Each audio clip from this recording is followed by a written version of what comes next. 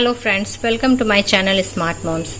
Today our topic is New Education Policy 2020.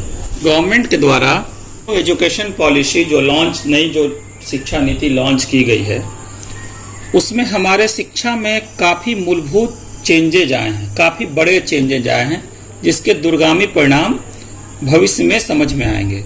तो क्या changing आई है इस पॉलिसी में, इसे समझना जरूरी है, क्योंकि हमारे बच्चों का फ्यूचर इस पे डिपेंड करेगा।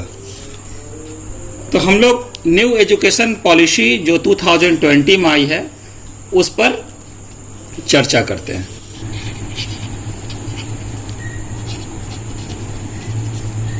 और अभी हाल में जो आई है वो न्यू एजुकेशन पॉलिसी 2020, इससे पहले 1986 में आई थी। इसके आधार पर 10+2 के आधार पर पढ़ाई होती थी। इसका मतलब यह हुआ कि क्लास 1 to 10 ये हुआ 10 और +2 हम लोग बोल रहे थे 11th और 12 को, 11 12 को +2 बोल रहे थे। मतलब यह हुआ बच्चा 1 से 10 तक जो पढ़ता है, उसके बाद 10+2 मतलब 11th और 12 में जो पढ़ता है, तो गवर्नमेंट जो कंट्रोल करती है, जो निगरानी करती है कि हमारे बच्चे क्या पढ़ रहे हैं, क्या किस तरीके से पढ़ रहे हैं, जो सिलेबस तय करती है, जो मानदंड तय करती है, वो ओल्ड एजुकेशन पॉलिसी के तहत आती थी। 1986 के तहत न्यू एजुकेशन पॉलिसी जो आई है, इसके तहत ये 10+2 के आधार पर 5+3+3+4 ये पॉलिसी लाई गई है। अब इसके बारे में हम डिटेल्स में जानेंगे। ये 5, 3, 3 और 4 कोई नंबर नहीं है, इसे समझें। 5 का मतलब ये हुआ बच्चा 3 साल में 3 इयर्स में प्ले में जाएगा, उसके बाद LKG, UKG, उसके बाद क्लास 1 और क्लास 2। ये 5 स्टेज है हमारा, 1 2 3 4 5। ये 5 का मतलब 5 साल, प्ले में 1 साल, LKG 1 साल, UKG 1 साल, क्लास 1 1 साल और क्लास 2 1 साल। पहले क्या होता था, बच्चे स्कूल नहीं जाना चाहते थे। कारण क्या था? उन्हें घर में पेंटिंग करना, दोस्तों के साथ खेलना आदि पसंद था। स्कूल में वे बोर फील होते थे और एक डर पिटाई की भी होती थी पहले, जो अब पूर्णतः समाप्त हो गई है। दूसरा, उन्हें खेलना ज्यादा पसंद था, पेंटिंग करना ज्यादा पसंद था, किताबों को गंदा करना, लोगों के साथ मिट्टी में खेलना। कुछ एडवांस बच्चे कंप्यूटर पर खेलना पसंद करते थे, वीडियो गेम खेलना पसंद करते थे। अब ये सारी सुविधाएं स्कूल में दे दी गई हैं, जिसे हम लोग इस एजुकेशन पॉलिसी के 5 इयर्स फाउंडेशन की तरह मानते हैं। अर्थात ये हुआ, ये जो 5 साल बच्चा पढ़ेगा, ये 5 साल को हम कहेंगे फाउंडेशन। इसमें प्ले होगा, LKG होगा, UKG होगा, क्लास 1 होगा और क्लास 2 होगा। और इसकी सबसे बड़ी बात क्या है? नो एग्जाम, कोई एग्जाम नहीं होगा। मतलब ये ध्यान दें कि क्लास 1 में भी एग्जाम नहीं होगा और 2 में भी नहीं होगा। इसमें तो खैर होता ही नहीं है। 1 2 में भी एग्जाम का कोई डर नहीं होगा, सिर्फ फन होगा। 5 कंप्लीट हो गया। इसकी मेन बात ये थी, बच्चा प्ले में एडमिशन लेगा, 1-1 साल करके पढ़ता जाएगा 2 तक। इसे फाउंडेशन कहेंगे। इसमें नो एग्जाम, कोई एग्जाम नहीं होगा। बच्चों को फन के लिए जो वो दोस्तों के साथ खेलते थे, घर पे खेलते थे, सहपाठियों के साथ खेलते थे, फ्रेंड्स के साथ खेलते थे, अपने पेरेंट्स के साथ मस्ती करते थे, वो सारी चीजें स्कूल में व्यवस्था की जाएंगी और उनका क्रिएटिविटी इससे ग्रो करेगा। नेक्स्ट, ये 3 इयर्स, ये 5 हुआ। उसके बाद का 3, ये सेकंड, इसको मैंने कह दिया सेकंड 3, ये सेकंड 3। इसमें बच्चा क्लास 3 में जाएगा, क्लास 4 और क्लास 5। इसे हम कहेंगे यहां से एग्जाम स्टार्ट होगा, एग्जाम स्टार्ट होगा। 1, 2 में कोई एग्जाम नहीं होगा, क्लास 3 में एग्जाम स्टार्ट होगा।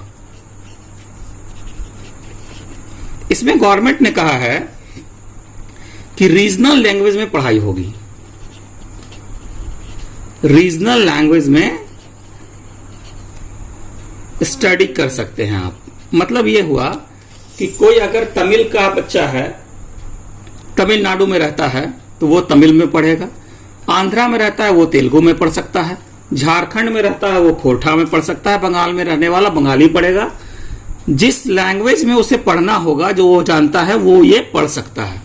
लेकिन ऐसा कोई मैंडेटरी नहीं है कि उसे रीजनल लैंग्वेज में ही पढ़ाई करना पड़ेगा। अगर उसका मन करे कि वो इंग्लिश मीडियम में पढ़ना चाहता है तो वो इंग्लिश मीडियम में पढ़े। गवर्नमेंट अपने स्तर से रीजनल लैंग्वेज में भी पढ़ाई का व्यवस्था करेगी, 3 में, 4 में और 5 में, और एग्जाम स्टार्ट होगा। बस उसके बाद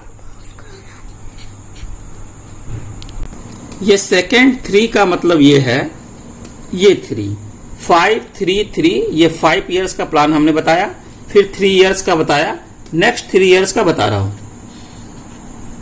ये जो सेकेंड 3 है ना, इसको हम लोगों ने नाम दिया है प्रीपैरेटरी। ये फाउंडेशन लेवल हुआ, ये प्रिपरेटरी लेवल हुआ।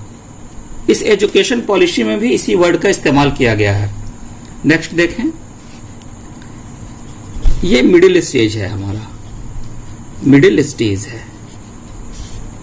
मिडिल स्टेज में क्लास 6, क्लास 7 और क्लास 8, मतलब बच्चा 5 साल क्लास 5 यहां पास किया, उसके बाद नेक्स्ट ईयर तो वो 6 में जाएगा, फिर 1 साल के बाद 7 में, फिर 1 साल के बाद 8 में जाएगा। तो ये जो +3 है ना, ये यही है 6, 7, 8। इसे मिडिल एज कहा गया। इसकी सबसे बड़ी विशेषता यह है, इसमें वोकेशनल कोर्स पर ध्यान दिया गया। वोकेशनल कोर्स,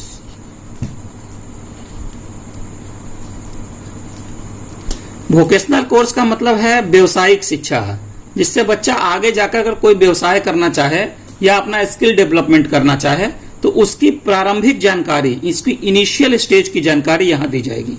उदाहरण के लिए सबसे पहला कंप्यूटर, कंप्यूटर की बेसिक्स यहां से स्टार्ट होगी। कुछ कोडिंग से भी परिचित कराया जाएगा।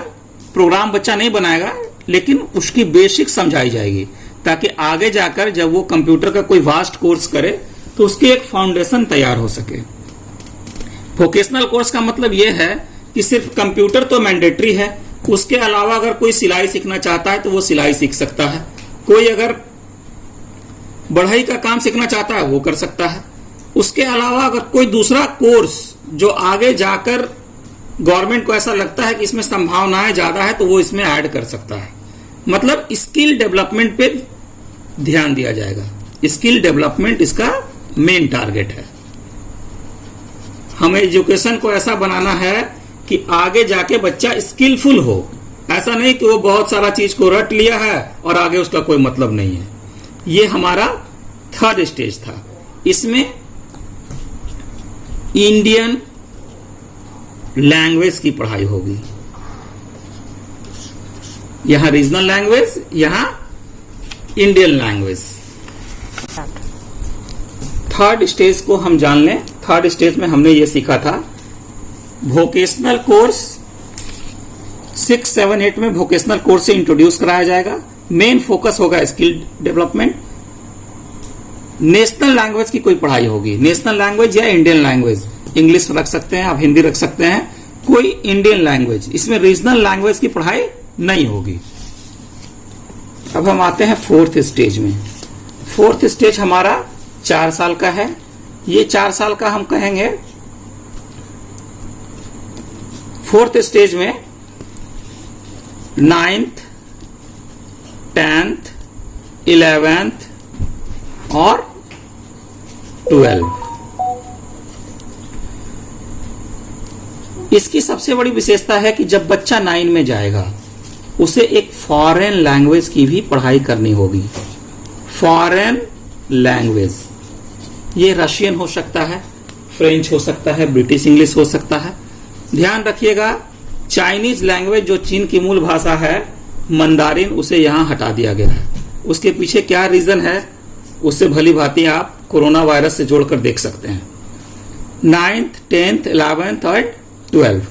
9th में एक फॉरेन लैंग्वेज होगा और इसकी सबसे बड़ी विशेषता क्या है कि इसमें किसी तरह का कोई स्ट्रीम नहीं होगा।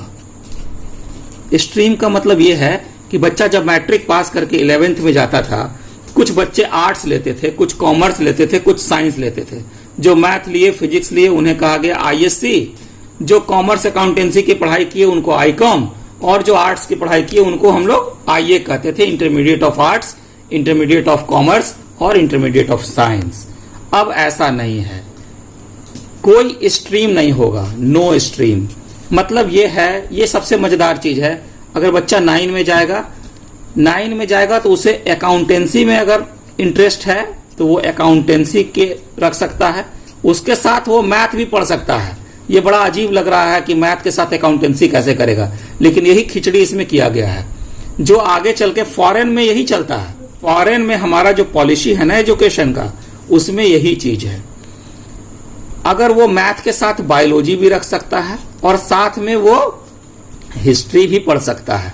मतलब कोई स्ट्रीम में ऐसा नहीं है कि आप साइंस लेंगे तो उसके साथ फिजिक्स केमिस्ट्री आपको पढ़ना होगा, ऐसा कुछ नहीं है। आप फिजिक्स के साथ संस्कृत भी पढ़ सकते हैं। जैसा आपको इंटरेस्ट है आप वैसा चुन सकते हैं। इसकी डिटेल्ड गाइडलाइन आप दूसरे वीडियो में मैं बता दूंगा, उसमें आप देख सकते हैं। यही मेन चीज है, इसे हम समराइज कर देते हैं फिर से। ओल्ड एजुकेशन पॉलिसी 1986 में लाया गया था, न्यू एजुकेशन पॉलिसी 14 और 20 34 साल बाद 2020 में लाई गई, क्योंकि ये पॉलिसी से बहुत ज्यादा एजुकेशन में फायदा नहीं हो रहा था, कुछ इंप्रूवमेंट की आवश्यकता थी, इसलिए इसको लाया गया। ये 10+2 के मॉडल पर आधारित था, ये 5+3+3+4 के मॉडल पे आधारित है। मतलब ये 10+2 का मतलब ये था क्लास 1 से 10 तक ये 10 हो गया, और उसके बाद +2 11th और 12। इसका मतलब राज्य सरकार आपके एजुकेशन पर नियंत्रण रखेगी 1 से 10 तक और 11 12 तक, उसके बाद वो हैंडओवर कर देगी यूनिवर्सिटी को। राज्य का कोई हस्तक्षेप इसमें नहीं होगा। न्यू एजुकेशन पॉलिसी में इस 10+2 के जगह पे 5-3-3-4 को लाया गया। 5 का मतलब ये हुआ बच्चा 3 साल के एज में, मिनिमम 3 साल के एज में प्ले ग्रुप में आएगा। उसके बाद उसके 1 साल बाद एलकेजी, यूकेजी, क्लास 1 और क्लास 2। इसकी सबसे बड़ी विशेषता यह है कि इसमें किसी तरह का कोई एग्जाम नहीं होगा। बच्चों के लिए ये काफी अच्छा टाइम होता है, राजा वाली जिंदगी होती है, कोई तनाव उनको नहीं देना है, उनके क्रिएटिविटी पर ध्यान देना है। इसको नाम दिया गया फाउंडेशन, मतलब ये 5 साल का जो प्रोग्राम होगा ये फाउंडेशन होगा। उसके बाद हमारा सेकंड स्टेज आता है, इसको हम कहते हैं प्रिपरेटरी। यहाँ एग्जाम वाला भूत फिर से आएगा, एग्जाम स्टार्ट होगा लेकिन बच्चा कुछ बड़ा हो गया होगा।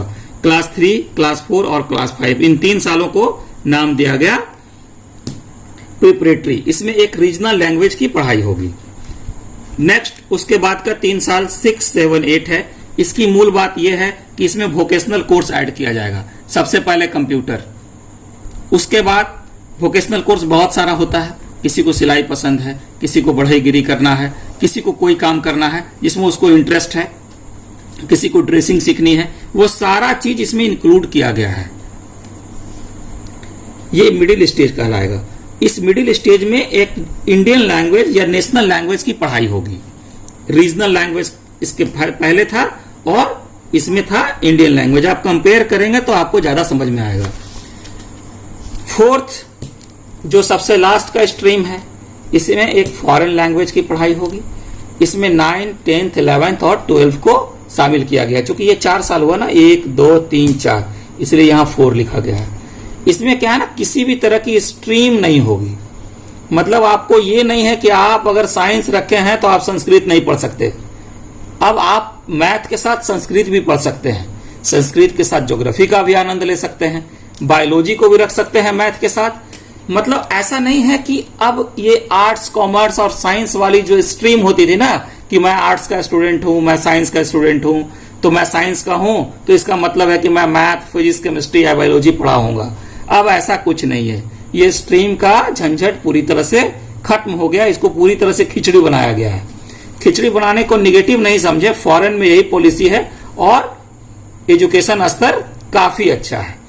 9th में कोई स्ट्रीम नहीं होगी, मतलब बच्चा को अगर इंटरेस्ट होगा तो वो मैथ के साथ अकाउंटेंसी पढ़ सकता है, बायोलॉजी रख सकता है, हिस्ट्री रख सकता है, जो मन में आएगा वो आप इसमें रख सकते हैं। 10th में भी वही है, इसी का एडवांस रूप। इस 11th और 12th में भी यही है। अब वो ISC, IA और ICOM वाली कहानी खत्म हो गई। जैसे ये 12 आप पास कर जाएंगे, इस एजुकेशन सिस्टम से आप बाहर आ जाएंगे। तो आज के वीडियो में हम लोगों ने देखा न्यू एजुकेशन पॉलिसी, नई शिक्षा नीति 2020। और अगर आपको ये वीडियो पसंद आया हो तो प्लीज मेरे वीडियो को लाइक और मेरे चैनल को सब्सक्राइब करना ना भूलें। Thank you.